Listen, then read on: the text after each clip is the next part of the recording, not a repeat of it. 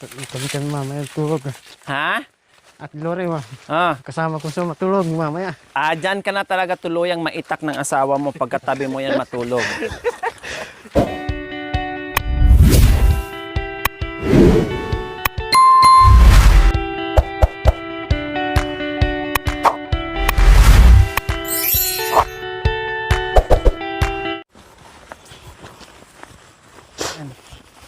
Dandahan lang. Yan mo nakalim po. Narinig niya, ano? Yung ito, humawak. Ay ba? Umulanda gini. Dandahan. Tama. Kaya saya, pipiliin ko isang bata. Huwag mabilis kasi tatakbo siya. Dandahan lang. Opo.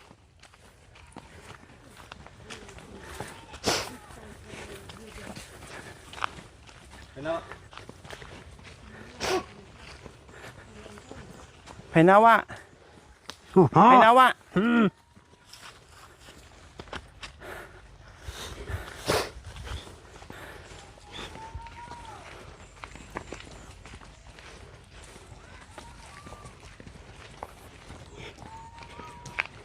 Binawa ko kay Anton ne. Marami sa damo lagi sa kanya yan eh.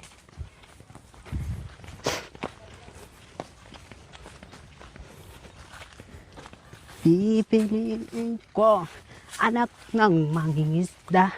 Sisid ako. Hey! Sana all bumbor. Hey!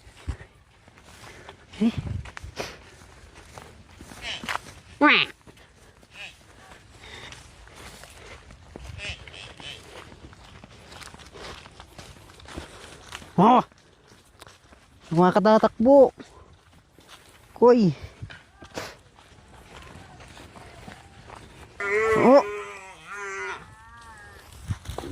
May ano dyan? Kaya pala. Kanino yon? Si Okra yon? Aday. So ayan po mga kabayan, lalo siyang umiyak dahil may naririnig din siyang katulad niya na paunga-unga. Nga! Naririnig niya mga kabayan, hinahanap niya kung saan. Kaya lalo siyang nalungkot at namiss ang kanyang nanay. Ganun lang yan.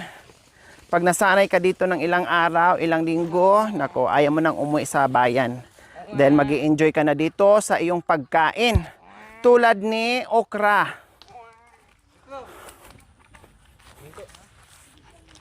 Ika nga. Pinapakinggan kasi niya kung saan banda yung nag-unga-unga din. Dito po sa mangga. Saan? Dito po sa mangga. Sa taas? Nandoon? Opo. Kaya pala. Nga. Nandito. Nga. Ating saging Halika dito, nandito. Nga. Ini. Nga. Oy! Lali mo dito. Hindi na, pinapakinggan niya dito na sa baba. Baka magulong dyan sa bangin. Tawa-tawa. Gamay ko eh. Silong na. Baka magugulong dito. Hati kay kani sambung kamu. Nati may sambong kangkul. Ay tang sungoy. Mudan mag-anak yan ay isa. Awi mong anak ay talano.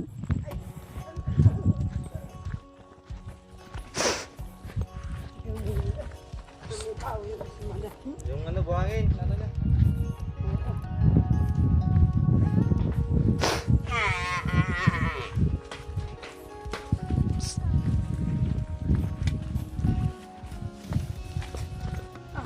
Nga. Madam. Nga. Dito. Nga.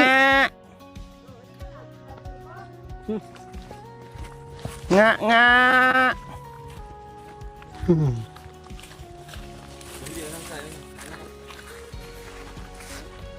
Unahin ko dahilan. Unahin ko. Bakit dilag magkaiba? iwan ko. Sandali ka namin kang gagamutin, nang gagamutin sa iwan ko. Sa hintay Dito muna tayo kakain. kailangan kita. O sa ano, Kung wala, sa ibaba na.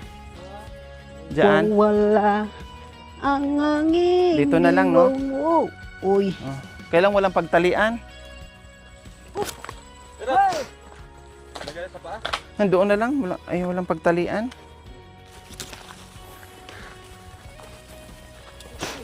kahit na gawin ang buhay ko, ikaw lang hanap ko, iwanan mo, ibigay-bigan, nagulat ng lagaya. Wah, wah. Ako yung magbago kailanman, hihintay ako. O pa rin ang hanap ko na kaibigan.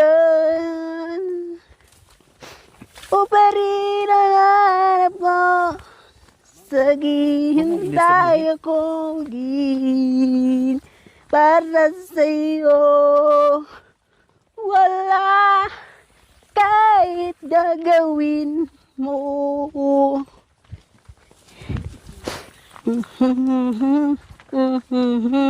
Kakain muna kami mga kabayan. Kain muna kami para mabusog din. Ay, nakilaba.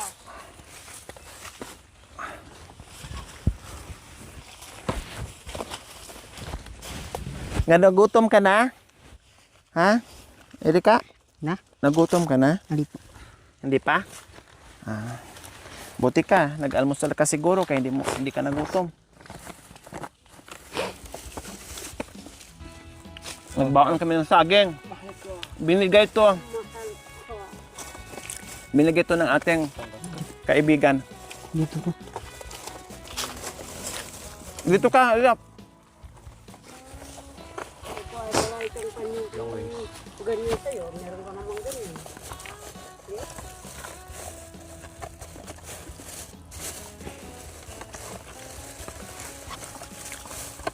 Init. Init pas. Sa buto po. Yan yung motor, anak ko. Ha? Yan. Motor, sa dulo. Basket.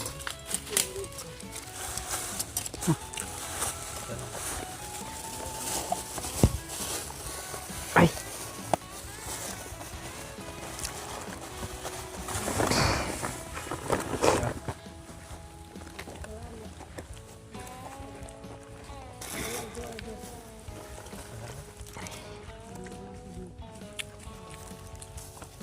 Aray.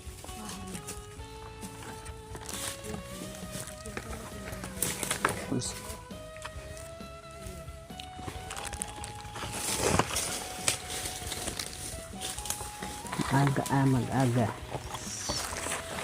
Ang kalabaw.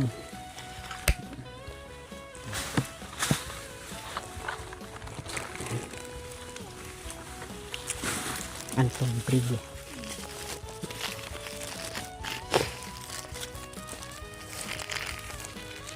Kain po tayo mga kabayan. Mami di. Kain po. Kababayan po. Yan. Ano, pag tayo mo dyan, oh, may sanga.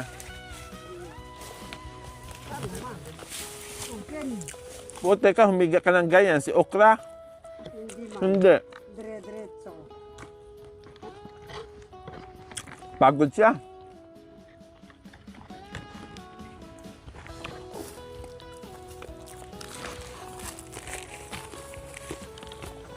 Pero siguro, 2 buwan anak ko.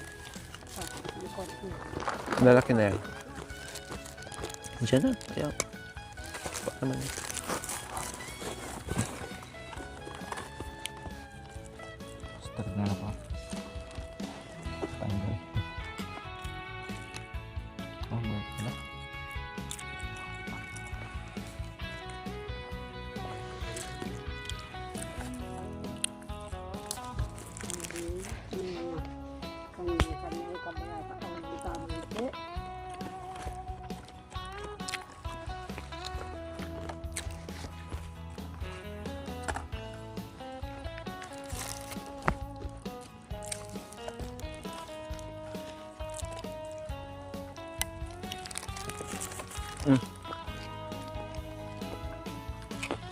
Gusto mo.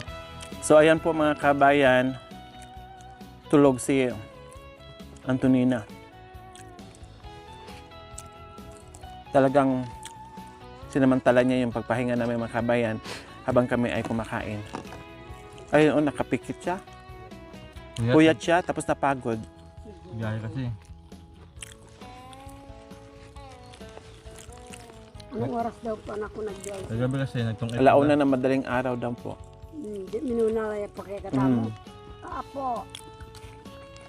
Kumain na doon sa biwok. Hindi pa po mamid din. Wala mo damutan. Abay na ba? May damo ba sa dinadaanan natin sa Tiplex? Ali, dito. Oh. Man, yan niya kaya.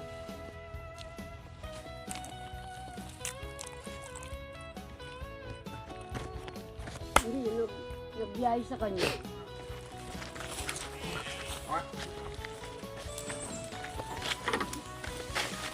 Ang dating pinapangarap ni Kuya Anton na magkakaroon ng kalabaw na pinapangarap lang, hindi alam kung kailan, pero dumating din, no? Dumating din po ang panahon na ngayon hawak na niya. Kaya Kuya Anton, paramihin ha, Oo. Paramihin kalabaw. paramihin, huwag iduti, Oo. padamihin muna bago magbawas pang duti. Oo. Kailangan 10 muna bago magduti. 10 kalabaw. Oh, 10 kalabaw muna. Oo. Nahiyaan mo muna kuya bago kadami. Oo. Kasi ang kalabaw napakahirap bilhin. No, ang mahal-mahal, ang hirap-hirap kumita ng pera. Oo. Kaya padamihin muna siya. Maglaan para sa buhay-buhay.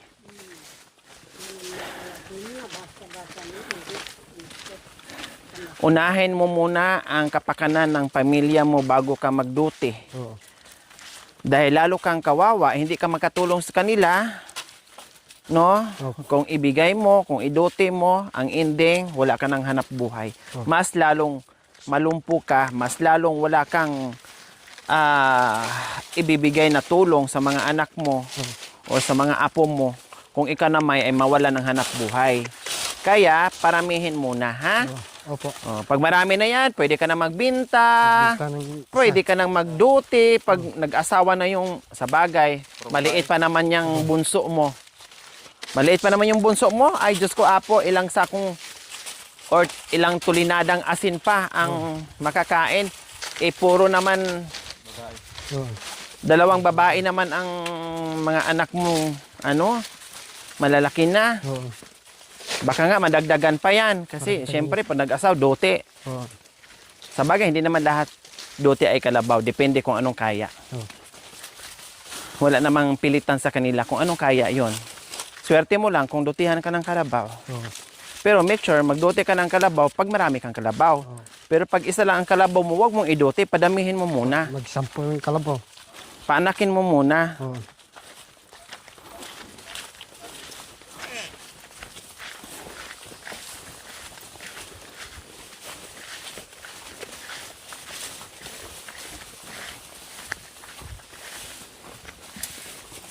Parang malungkot ka, Kuya Anton. Hindi po.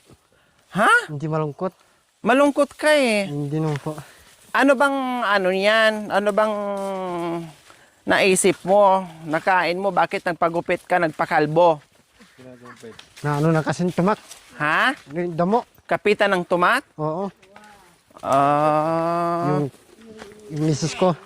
Buti hindi ka pinagalitan ni Ate Janice sa gupit mo. Siya naggupit. Ah, siya ang naggupit. Oo. Oh. Di ba hanap daw ng babae? Oo. Siya pala naggupit niyan.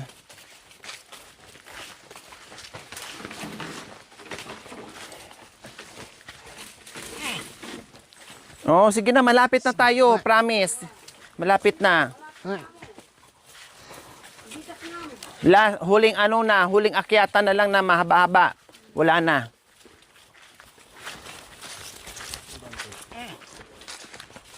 Oo. Pagkatapos nito, last na, tarik na ang aakyat natin. Humihinto siya sa mga mga kabayan malilim na alam niyang malamig. Humihinto siya. Alam niya eh.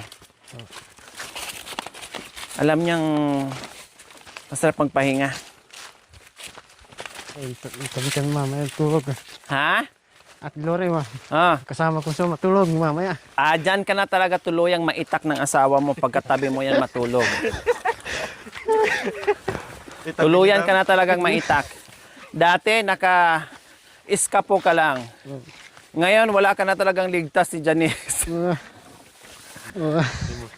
Meron kasi bata yung umiyak eh. Ha? Meron bata yung umiyak eh. Meron batang iyak eh. Kagawa ka ulit ng bata. Ay, naku kuya. Kain ka muna dyan sa lilim. Kasi gusto magpahinga ni ano. Ni dyan oh. Gusto niyang magpahinga. Di bali, isa na lang. Isang tarik na lang ang akyatin natin. O, dito muna. Iano mo muna siya. Ilagay mo muna dyan. Huwag sa init para hindi siya hingalin. Diyan lang yan. Yan. Iano mo muna. Kain ka muna. Tali mo muna. Ay, naun po na anak ko. Binilhan ko na rin ng mahaba-habang suga yan. Yan, bago. Hawak yan. Yan, yung hawak mo. So ayan po mga kabayan, huling pahinga namin, diretso na bahay. Kasi may, di ba? Ayan humihiga talaga siya. Pagod? Oh, Pagod talaga. ganun pagod siya. Sige na, kain ka muna kuya, tapos painumin natin ng tubig.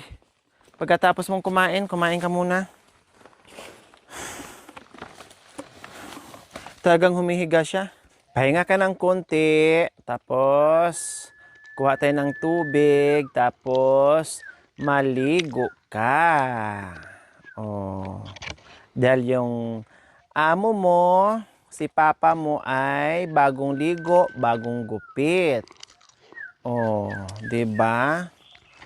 Kumusta, Antonina, ang amoy ng singit ng papa mo? Maasim, maalat. Grabe kuya Anton kanina, talagang gumanyan siya Gumanyan talaga siya. Tapos ganyan, taas talaga. Makanyan talaga. Kaya pala nahilo. Tingnan natin kung uubra ang amoy ng singit, kung saan mas powerful ang amoy ng kilikili or amoy ng singit. Tingnan natin. Di ba? Ganun eh. Si Tatay Okra, pagkuha niya sa suga, ganun siya kaagad Yan sa... Anong kilikili? Dapat ang ginawa mo, pagkuha mo ng suga, ganun mo.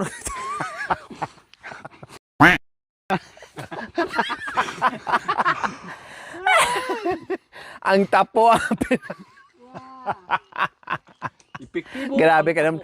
Wala akong sinabi, pero ika nagsabi na wala akong sinabing iba. Ang sabi ko lang Ikaw kuya Anton. Binulgar mo rin ng munggay. Hindi. Ay, ano yan? Yung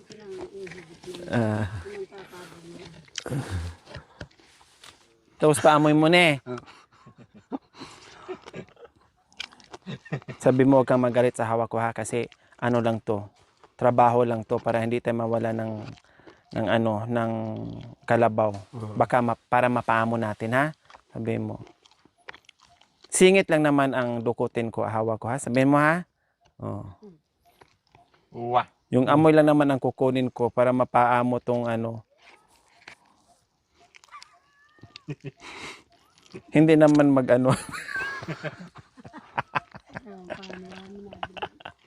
Diyan natin barong kaabak ang Ika talaga kuya Anton, ano sinasabi mo. Sabing mahal. mahal. Huwangan mo yan ba? Oo. Ayan. May pangdote ka na sa akin. Labay mo idote sa'yo yan? Labay mo idote sa'yo? O sabi mo sa kanya